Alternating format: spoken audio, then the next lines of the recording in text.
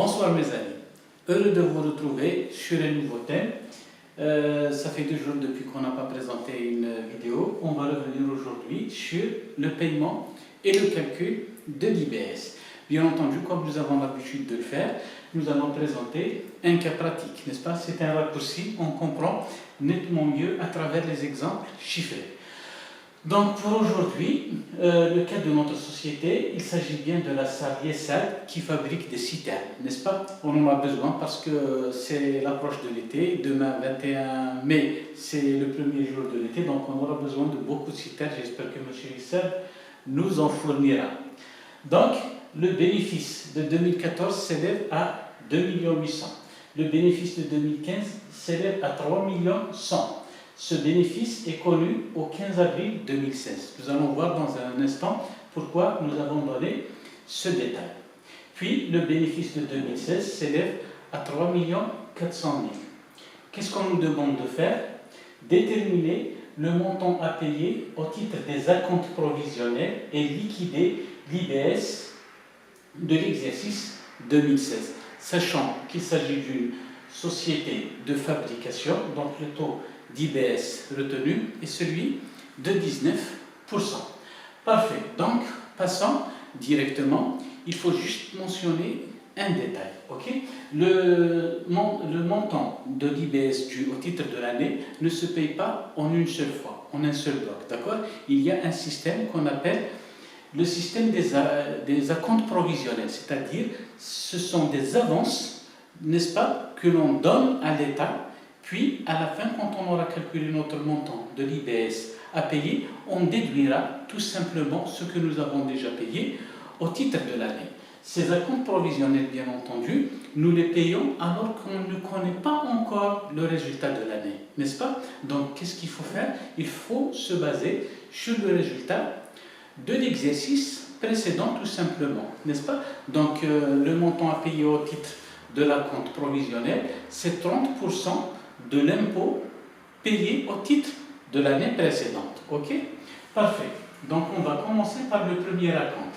Le premier acompte doit être payé entre le 20 février et le 20 mars 2016. Nous calculons pour 2016, donc en 2016 déjà, on doit payer le premier acompte. Toutefois, est-ce que nous pouvons le calculer sur la base de l'exercice 2015? Non. Bien entendu, pourquoi? Parce que le bénéfice de 2015 n'est pas connu, si vous voulez, à la date de paiement de l'acompte provisionnel, puisqu'il n'est connu que le 15 avril, alors que nous devons payer cet acompte au plus tard le 20 mars de l'année 2016. Comment faire alors? Il suffit de revenir à l'année d'avant, c'est-à-dire 1 moins 2, dans notre cas, c'est 2014. Ok? Donc, qu'est-ce qu'on fait? Premier acompte, on doit revenir à 2014, le bénéfice est de 2 800 000, fois 19%, le taux d'IBS n'ayant pas changé, multiplié par 30%. Donc ça va nous donner 159 600 à payer suivant déclaration G50 que l'on connaît tous. D'accord? Auprès du receveur des impôts territorialement compétent. Puis, le deuxième acompte doit intervenir entre le 20 mai et le 20 juin de l'année 2016. Donc là, on est censé connaître le résultat de l'année 2015. Donc, on retient celui-ci, puisqu'il est connu, nous avons dit le 15 avril. Ok. Donc, qu'est-ce que nous allons faire? Nous allons prendre 3 100 000, il est connu, multiplié par 19%, multiplié par 30%, égale 176 700. Mais est-ce qu'on en reste là? Non, forcément. Pourquoi? Parce que nous n'avons pas payé l'acompte qu'il fallait au titre, si vous voulez, du premier acompte. Nous n'avons pas payé le montant adéquat. Vous voyez bien que entre 159 000 et 176 000, il y a 17 100. Qu'est-ce qu'on va faire? Donc on va payer en plus, n'est-ce pas? En plus de l'acompte qui est dû au titre de la deuxième période, on doit réajuster, n'est-ce pas? On doit ajuster, si vous voulez, le premier acompte pour donner un total de 193 800. Est-ce que vous êtes d'accord?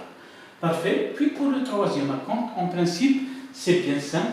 On va payer 3 100 fois 19% fois 30%, 176 000, n'est-ce pas? Donc là, le problème ne devra pas se poser. Bien entendu, une fois payé ces acomptes, nous devons faire ce qu'on appelle la liquidation, c'est-à-dire on va faire en quelque sorte la compensation entre nous et le fisc. Qu'est-ce qui va se passer? Donc liquidation de l'IBS dû, c'est-à-dire celui que l'on doit payer au titre de l'année.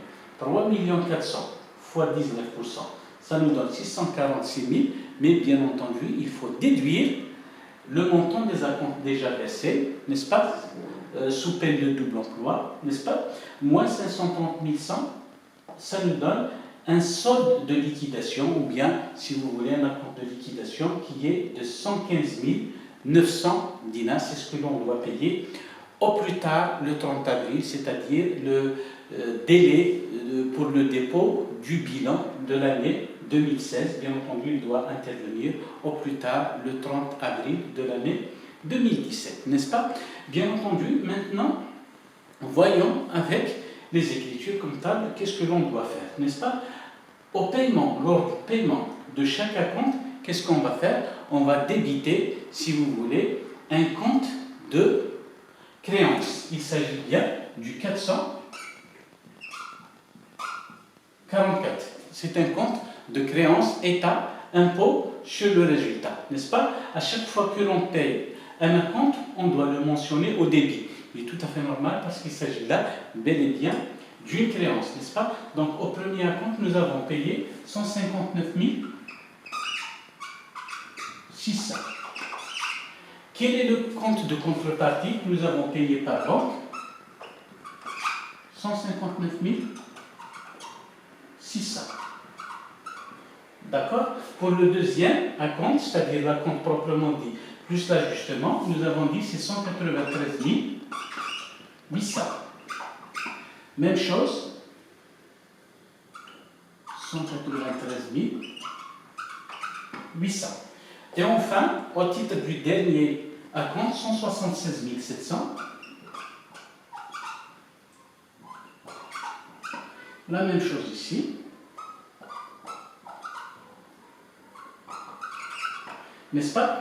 Donc, quelle remarque je voulais, si vous voulez, vous donner ici? Nous avons payé 530 100, n'est-ce pas? C'est 530 100 ici.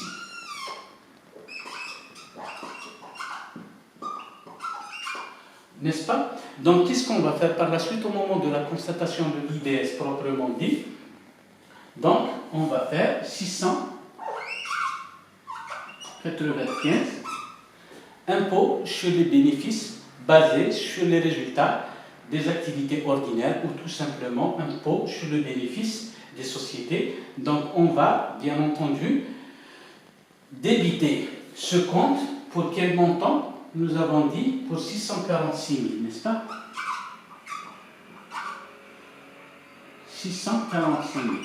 Et c'est le 444, si vous voulez, qui va être mouvementé. D'accord?